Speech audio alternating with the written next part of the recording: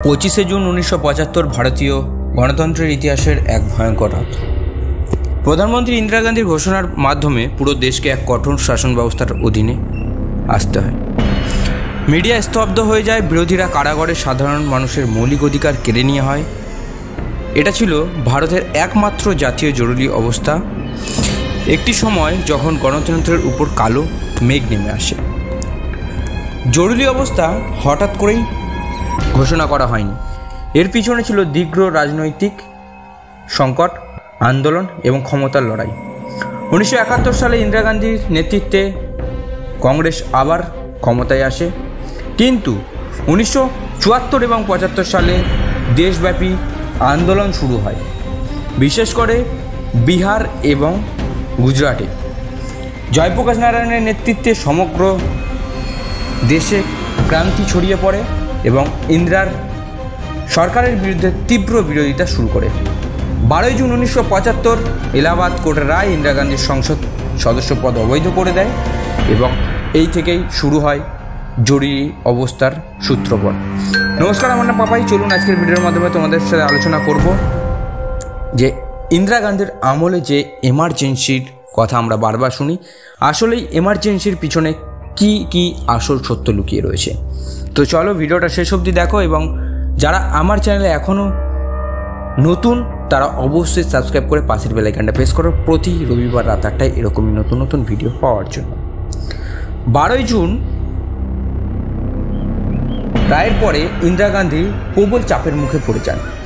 তার রাজনৈতিক ভবিষ্যৎ অনিশ্চিত হয়ে পড়ে, ফলে তিনি এক চূড়ান্ত সিদ্ধান্ত নেন যে রাষ্ট্রপতিকে দিয়ে তিনি জরুরি অবস্থা ঘোষণা করান।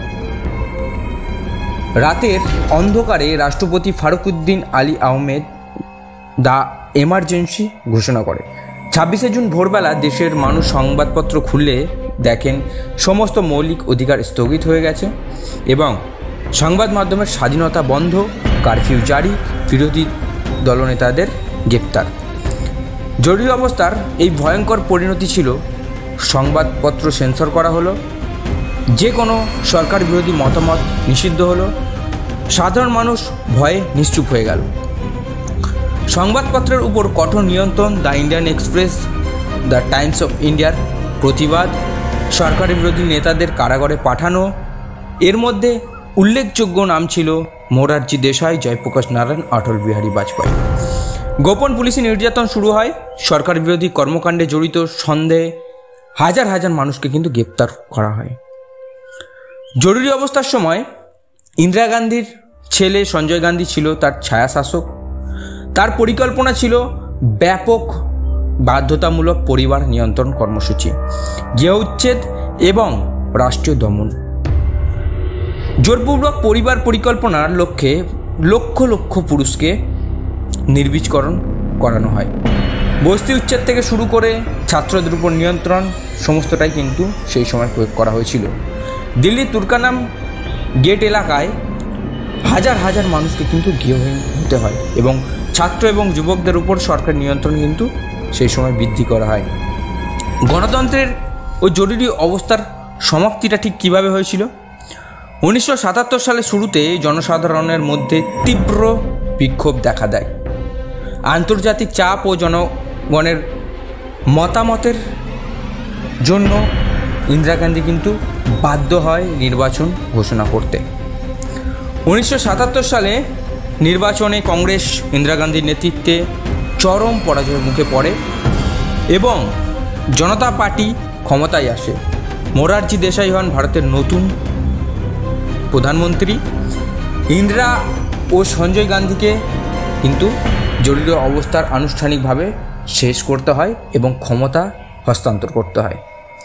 1975 এবং 77 সালের জরুরি অবস্থা ছিল ভারতের গণতন্ত্রের এক কঠিন শিক্ষা। এটি দেখিয়ে দিয়েছে যে একক নেতৃত্ব কতটা ভয়ঙ্কর হতে পারে, কেন গণতন্ত্রকে রক্ষা করা প্রয়োজন। ইতিহাস আমাদের বারংবার শিক্ষা দেয়, কিন্তু ইতিহাস থেকে কি আমরা শিক্ষা নিতে পারি? এই ভিডিও থেকে আমরা কি শিক্ষা নিলাম, তোমাদের কি মতামত কমেন্ট বক্সে লিখতে ভুলবে না। তো চলো ভিডিওটা এখানেই শেষ করা যাক। ভিডিওটা ভালো লাগলে বন্ধুদের সাথে শেয়ার করবে এবং লাইক করবে। দেখা হবে নেক্সট ভিডিওতে নেক্সট সানডে। সো নমস্কার, জয় হিন্দ, বন্দে মাতরম, ভারত মাতা কি জয়।